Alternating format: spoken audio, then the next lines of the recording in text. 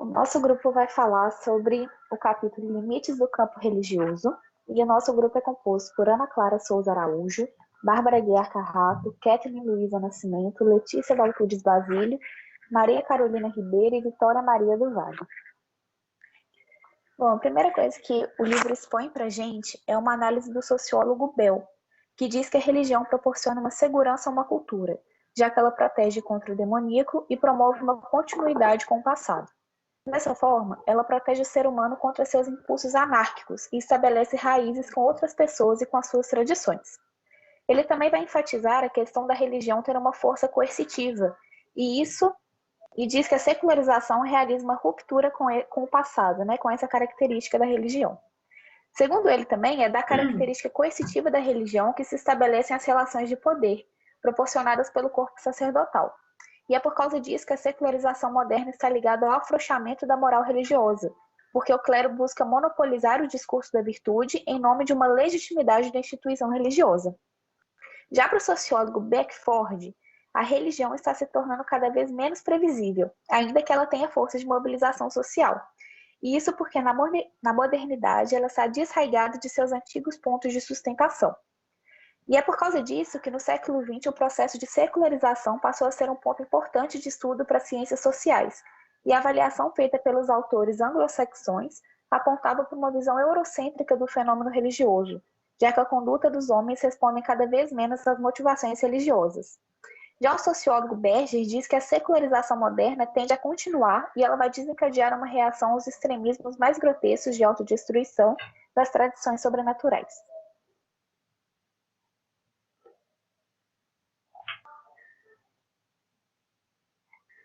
Bom, existem várias formas para tentar definir a religião.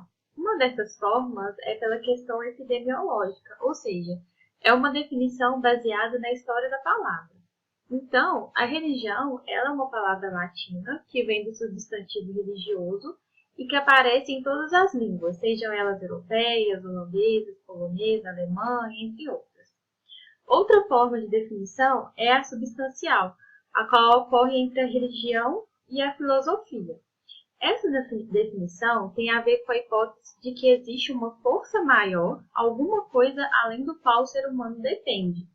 E a gente tem um conceito funcional, no que a gente pergunta qual é realmente a função da religião. Mas o que os clássicos da sociologia, como Weber, Durkheim e Marx, têm a nos dizer sobre o fenômeno religioso? Esses três pensadores, eles possuem visões bem diferentes e diversas sobre a religião, e é sobre isso que eu vou falar um pouco agora. Para Durkheim, a religião ela tem a função de integrar pessoas. Por isso, ela nunca acontece em isolamento, quando estamos sozinhos. Nesse caso, seria a espiritualidade. Para ele, a religião tem a ver com grupos e instituições.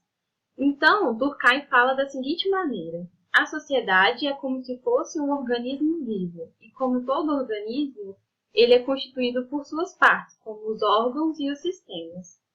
Nesse caso, as instituições sociais são esses componentes do organismo vivo para Durkheim. Então, a religião para ele é um fenômeno que está vinculado a uma dessas instituições, por exemplo, a igreja, que é considerada uma instituição social. E por essa razão, a religião, como ela é parte desse organismo, ela contribui para a manutenção da sociedade. Então, para esse sociólogo, a religião ela estabelece para pessoas valores e princípios e condutas, ou seja, é um modelo ético sendo colocado e compartilhado por esses indivíduos. Então, para ele, para Durkheim, a religião é algo positivo.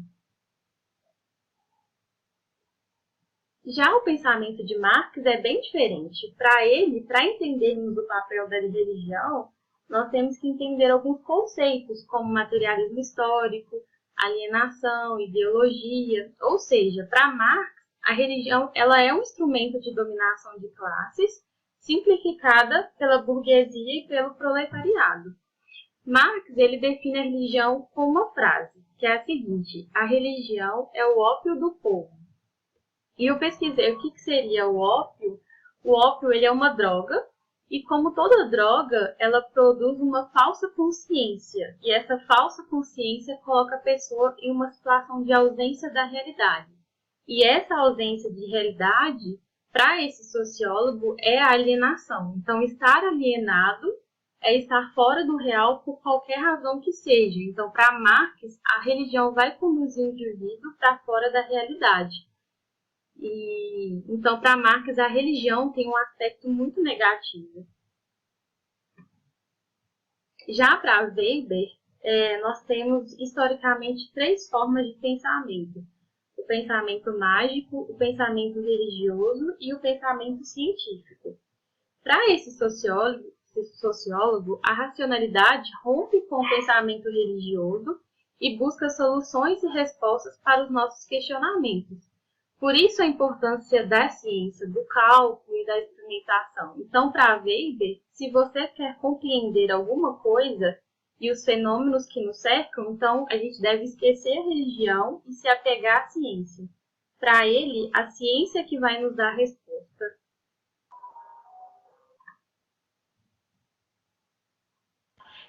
Antes de falar sobre o ponto de vista do materialismo histórico a respeito da religião, é importante primeiro a gente lembrar o conceito de materialismo histórico. Ele nada mais é do que uma teoria desenvolvida pelo Marx e pelo Engels sobre a organização política e social da Europa pós-industrial. Essa teoria, ela reflete sobre diversos âmbitos do nosso dia a dia, e mesmo sendo elaborada pela primeira vez por volta do século XIX, ela perpetua até os dias de hoje. Sobre a religião, o materialismo, ele diz que ela é paradoxalmente a ausência de uma questão religiosa legítima, o que a torna uma ideologia nebulosa, distoante da realidade do mundo concreto, ou seja, do mundo real. Essa teoria, ela diz muito a respeito do ponto de vista do Marx, que, como foi dito anteriormente, ele foi um grande crítico da religião e ele via ela como alienista e materialista. Obviamente, o Engels compartilhava das mesmas opiniões do Marx. O autor, ele faz menção a uma tese também bastante interessante, que coloca a religião como um produto das relações da sociedade. Ele explica para a gente que, apesar dessa tese levar a uma discussão sobre as interações sociais da religião, ela acaba reduzindo a religião a um reflexo dessas relações da sociedade, que a coloca como contraditórias, mas deixa de fora a explicação do caráter sagrado, o que ele julga como sendo o mais fundamental. O Claude Lévi-Strauss foi um filósofo francês que dizia que o psíquico é um elemento de significação para um simbolismo que o supera, sendo o mais pertinente meio de assegurar uma realidade diversificada. O que eu entendi sobre isso, e eu queria repassar, é que o que ele queria dizer, na realidade, é que apesar de um símbolo depender da força do nosso psíquico para se tornar algo concreto, algo significativo, depois que ele adquire essa relevância, ele acaba se tornando mais forte e mais real do que o nosso próprio psicológico. Já o Pierre Bourdieu, ele foi um grande sociólogo francês, e ele lembra que a semiologia trata todos os sistemas simbólicos apenas como um instrumento de conhecimento e comunicação. Ou seja, esses símbolos, eles não adquirem aquela força própria que o Lévi-Strauss sugere. Nesses sistemas simbólicos, a organização social e natural do mundo, ela é dualista. Então, ela tem uma referência estrutural funcionalista, e nessa referência, as funções sociais elas passam a ter um caráter mais político, porque elas promovem uma ruptura no ordenamento amplo e socialmente diferenciado do mundo promovido pelo mito. O mito, apesar de, como a gente já sabe, né, apesar dele ter uma característica fantástica, ele sempre guarda um fundo de verdade nele. E nessa circunstância, ele acaba adquirindo a função importante de organizar as relações sociais, legitimando e determinando um sistema complexo de permissões e proibições, o que é pecado, o que não é, e etc. Ao discutir sobre esses sistemas simbólicos, o autor diz que eles veiculam poder e política. E ele acaba referenciando um pressuposto de que a religião, como um sistema simbólico, também seria um veículo de privilegiado fluxo de poder. O Bourdieu, por sua vez, sobre esse pressuposto que o autor diz, ele traz que a ordem em sentido bastante distinto parece estranha a duas correntes. Primeiro, aqueles que tornam a sociologia dos fatos simbólicos uma dimensão da sociologia do conhecimento, e segundo, aqueles que encaram essa ordem como uma dimensão da sociedade do poder. O Bourdieu também, ele pega um pressuposto que o Durkheim fez e ele chega à hipótese de que, referente à gênese social dos esquemas de pensamento, percepção, apreciação e ação, existe uma correspondência entre as estruturas mentais e sociais humanas, que por sua vez se estabelecem por meio da estrutura dos sistemas simbólicos, onde entre eles se destaca a religião. O fenômeno religioso, ele se revela por meio dos símbolos sagrados, a síntese do atos de uma determinada comunidade. Ethos, perdão. O ethos, ele é um conceito muito importante que a gente aprende muito na filosofia e na sociologia, e ele nada mais é do que um conjunto dos costumes e hábitos fundamentais, no âmbito do comportamento, em instituições, afazeres, etc., e da cultura, em valores, ideais ou crenças, característicos de uma determinada coletividade, época ou região.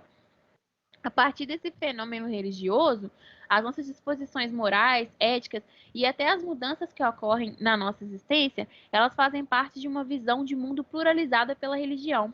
O Clifford James Gertz, ele era um antropólogo estadunidense e ele coloca que a religião, ela ajusta as atitudes do homem em uma ordem cósmica e a projeta na experiência humana. Além disso, ele também aponta que tem uma carência aí de um esqueleto teórico que dê conta de um estudo mais analítico dos diversos fenômenos resultantes da religião.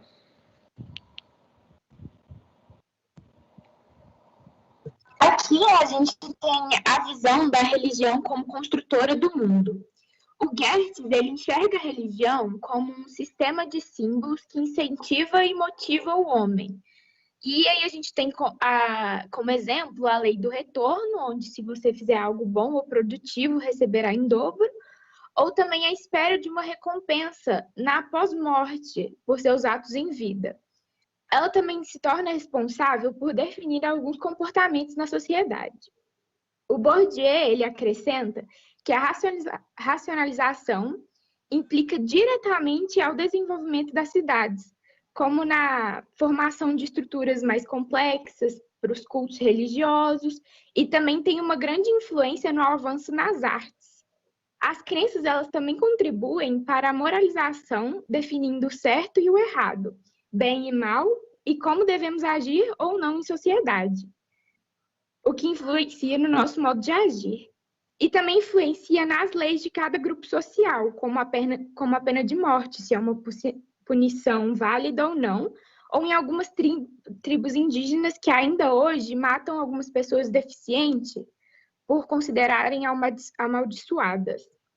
O Mumford, ele chega a dizer que se não fosse pelas religiões, o ser humano não teria evoluído nem a metade do que a gente evoluiu.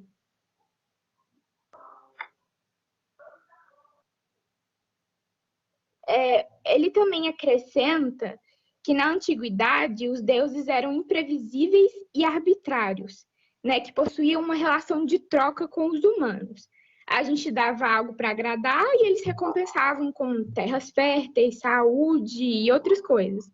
Tanto é que se a população estivesse passando por um período ruim, né, seja de seca ou muita chuva ou alguma doença que estivesse matando muita gente na época, era porque as divindades estavam com raiva. Então, assim, as pessoas precisavam fazer sacrifícios para, de alguma forma, presentear essas divindades para poder acabar com esse período ruim. E hoje em dia, as nossas divindades são consideradas mais justas e protetoras da ordem social e natural, não exigindo nada em troca, assim, do seu trabalho, vamos dizer assim. Ele também afirma que com a racionalização e a formação de um corpo sacerdotal, ou seja, autoridades religiosas ou representantes, foi conferida à teologia o monopólio do discurso autorizado, né? O controle, a veracidade e a autoridade do estudo religioso, tornando assim a teologia uma ciência.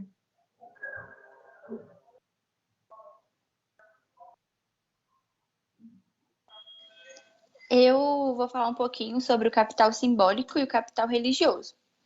Em primeira parte, eles esclarecem que as instituições religiosas tradicionais, elas agem como empresas, e elas agem dessa forma para elas garantirem sua continuidade. O texto, ele nos dá exemplo dos sacerdotes, que têm o poder de decidir e de distribuir cargos dentro da igreja, e são eles que controlam a função de cada um ali dentro. Bourdieu, ele acreditava que dentro do campo religioso existia uma grande diferenciação entre aqueles que possuíam capital religioso, que seria os envolvidos diretamente dentro dessa instituição com as tomadas de decisões, e as pessoas que são excluídas disso. Eles seriam, por exemplo, os próprios fiéis, que acabam sendo considerados leigos. Bom, mas o que seria o capital simbólico? Então, o capital simbólico é aquilo que mede o prestígio e o carisma da instituição religiosa. Esse capital, ele nos permite saber que é uma posição de destaque, que as pessoas desfrutem desse privilégio, que os demais não têm acesso. Bourdieu também acredita que atualmente o capital simbólico vem sofrendo deteriorização. Agora eu vou falar um pouquinho sobre o capital religioso. E eu coloquei esse quadro que está exposto no livro e eu vou explicar um pouquinho sobre ele. O capital religioso, ele é dividido em duas partes. Ora em um autoconsumo religioso, ora em um monopólio de produção.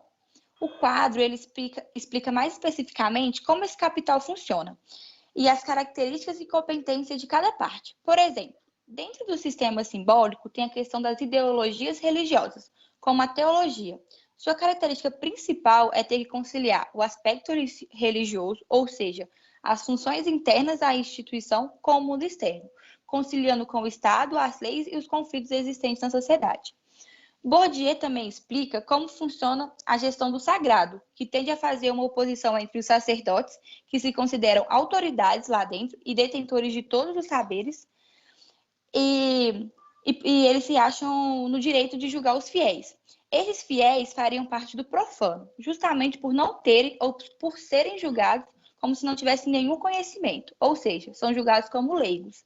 Isso acontece em todas as áreas da religião. Tudo que não está relacionado ou autorizado por ela, como a magia, a feitiçaria, é considerado algo do profano. Agora sobre a religião como sistema simbólico. A religião como sistema simbólico é responsável por influenciar como certas coisas serão expressas, além de determinar o que será um dogma, ou seja, o que poderá ou não ser discutido e questionado. A religião tem autoridade suprema, então é ela quem legitima. É quem, por meio da doutrina, vai adaptar suas vontades dentro da sociedade. Mas como que ela faz isso? Bom, ela faz isso através de normas, que vai impondo através dos hábitos e costumes das pessoas. Assim, ela vai ditando e legitimando um modo de viver específico. E quando é aceita por um grupo social, ela ganha o status de função ideológica. Para finalizar minha parte, eu vou falar, o poder religioso ele é usado como meio de transformar as representações e prática dos leigos. Isso mostra como a gestão da religião em si é capaz de influenciar e construir um novo modo de vida com base no pensamento, na ação e na percepção, tudo seguindo as normas de uma representação religiosa.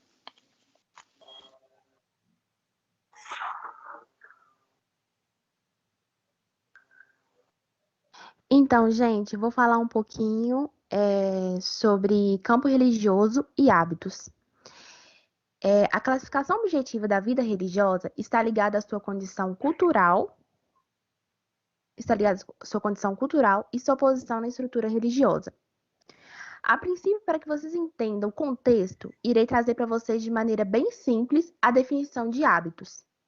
Hábitos é um modo operante que apenas organiza e orienta determinada prática. Então, gente, de acordo com o grande sociólogo Pierre Bourdieu, hábitos são estruturas estruturadas e que funcionam como estruturas estruturantes. Ou seja, ao mesmo tempo que geram, determinam os objetivos a serem alcançados. E isso é feito de maneira inconsciente, sem a necessidade de um grande agente coordenando essas condições. Outro fator que é importante destacar são os sistemas de classificações criados a partir do hábitos. Então, pessoal, Bourdieu nos alerta que há uma determinação antes mesmo de uma ação, que são os esquemas generativos. Estes esquemas presidem a escolha. Eles podem ser utilizados pelo agente em que antecedem e guiam a ação, que são a base para outros esquemas generativos. Isso significa dizer que antes de um agente agir, há um leque de possibilidades para esta ação, e que ao agir, tomando como base alguma categoria deste leque, as próximas ações estarão sobre essa primeira opção. Passa o slide fazendo, por favor. Isso. Para vocês entenderem a teoria de Bourdieu, na prática, vou trazer como exemplo em nossa sociedade as religiões. Existe uma grande variedade de religiões, o judaísmo, catolicismo, islamismo e entre muitos outros. E antes mesmo do indivíduo adotar alguma religião, ele meio que está predestinado a ela. E muitas das vezes, o que determina isso é a sua influência cultural, o meio onde essa pessoa vive e frequenta, a sua educação e até mesmo a sua classe social, e principalmente a influência familiar. E tudo isso vai compondo em um indivíduo o hábitos, vai contendo comportamento naturalizados por esses aspectos. Então, gente, sobre a relação do conceito de hábitos com o campo, é que no campo é onde se expressa e reproduz os hábitos. Cada campo tem um conjunto de regras que refletem os hábitos do grupo, a ponto dessas regras parecerem o senso comum. É como se o campo fosse uma bolha e tudo que está em volta concorda com aquele hábitos, daquela forma. E nesse campo também pode ser um espaço simbólico de disputa por esses hábitos. Este campo é a atuação do indivíduo na sociedade, por isso pode ser tanto em questões em comum, como também por disputas. Gente, vocês viram que eu dei como exemplo hábitos religiosos, mas hábitos podem ser inseridos em muitos contextos da sociedade, nos gostos dos indivíduos, nos estilos de vida, em preferências e em muitos outros. Assim como o campo, existe o campo religioso, onde determina regras e muitos outros fatores, mas no campo pode ser dado como exemplo um jogo de vôlei, onde há regras em qual devem ser seguidas. Por exemplo, caso você chute uma bola de vôlei, você receberá uma advertência. Então, pessoal, esse foi o nosso trabalho. Espero que vocês tenham entendido e gostado. Como vocês podem ver, essa é a referência, né? Gil Filho, Silvio Fausto, Espaço Sagrado, Estudo da Geografia e Religião, né? Capítulo Limites do Campo Religioso, páginas 37 a 56.